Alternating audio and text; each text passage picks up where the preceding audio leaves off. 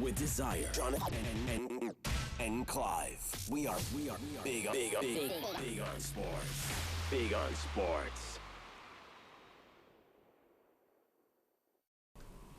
Welcome back. You are still watching Game On live on Urban TV. We've made a quick substitution. Clive was getting a bit exhausted. He's dropped to the bench, and we've brought in Alex Manby, a former youth player at Arsenal Football Club Academy, and right now he is a youth team coach, also an FA qualified coach. He is here for a specific reason, and that's exactly what we are going to be sharing or discussing for the next 12 minutes or so, and that is the Under-17 Intercity Youth Championship. First of all, Alex, welcome to Urban TV. Thanks, Jonah. Thanks for having me on.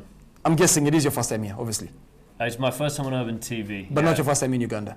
Well, I've been here a few weeks. Okay. But, you know, so it was your first time to visit Uganda? It was my first time to visit Uganda, yeah. I've done a little tour of East Africa, and I've found myself where I want to be. Okay, how have you found Uganda? How have you found your stay in Uganda so far? It's been great. I mean, the funny thing is, I met Moses Chibaranga, coach Muyatare, on the border of Kenya and Uganda, and we got talking. And immediately I thought, you know, he's an engaging guy. He's switched on. He knows what he's doing. And he told me about his project, the Uganda Youth Football League.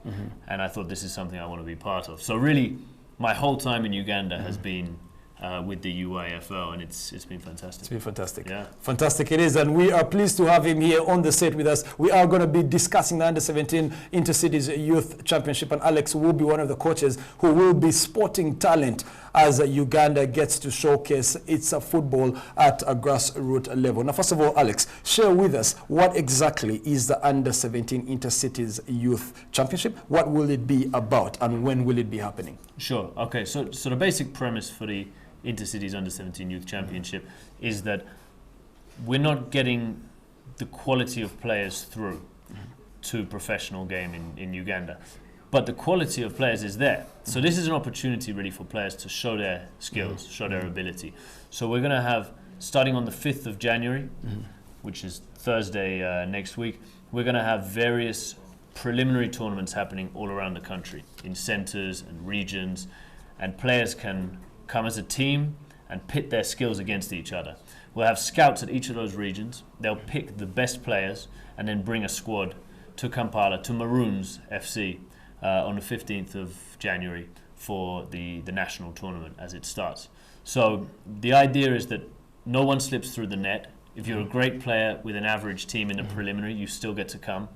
And entry is free, so there's no barriers to entry at all. And we get everybody down there. There'll be 16 teams, 360 or so players and staff, a 4-day tournament from the 15th of January.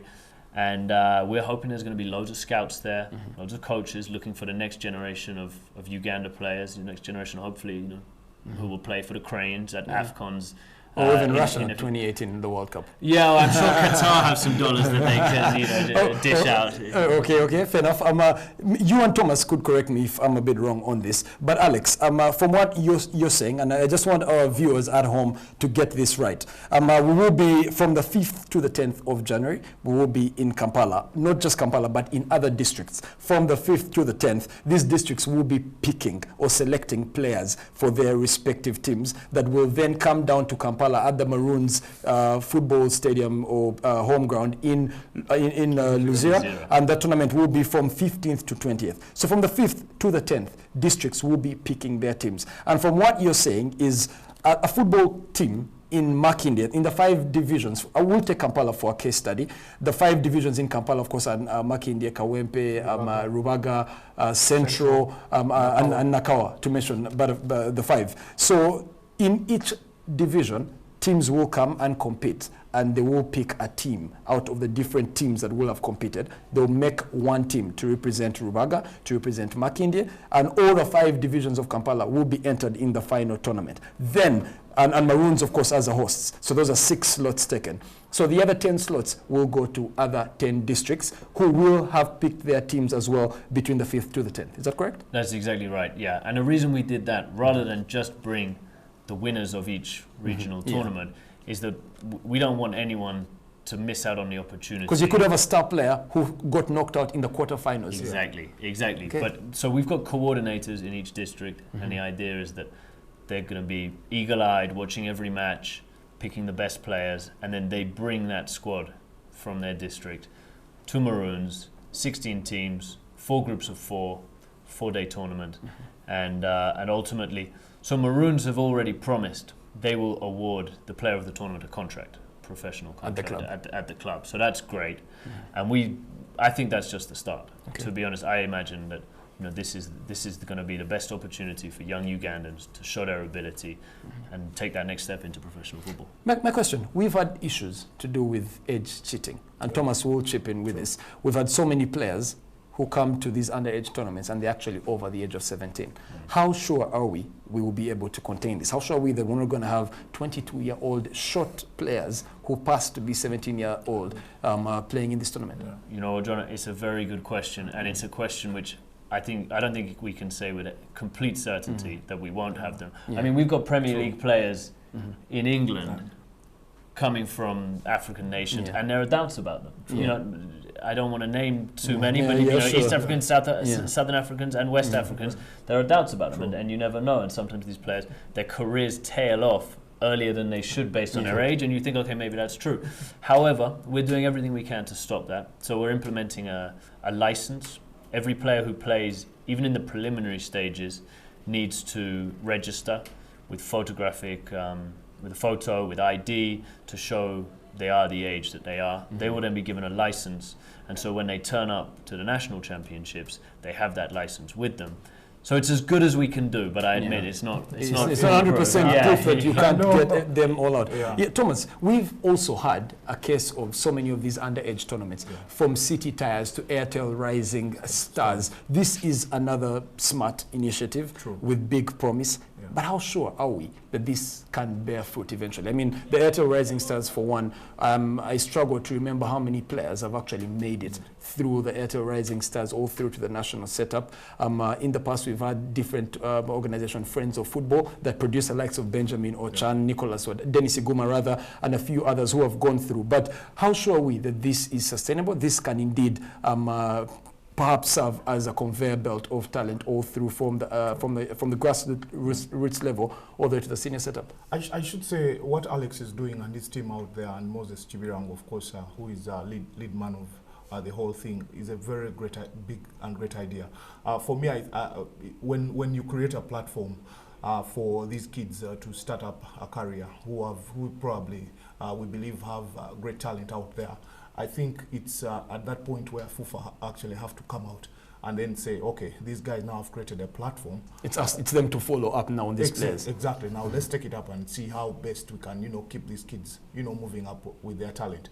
I believe, of course, Alex can do very much more than what he's doing right now after creating that platform and, putting out the boys and girls probably on the stage.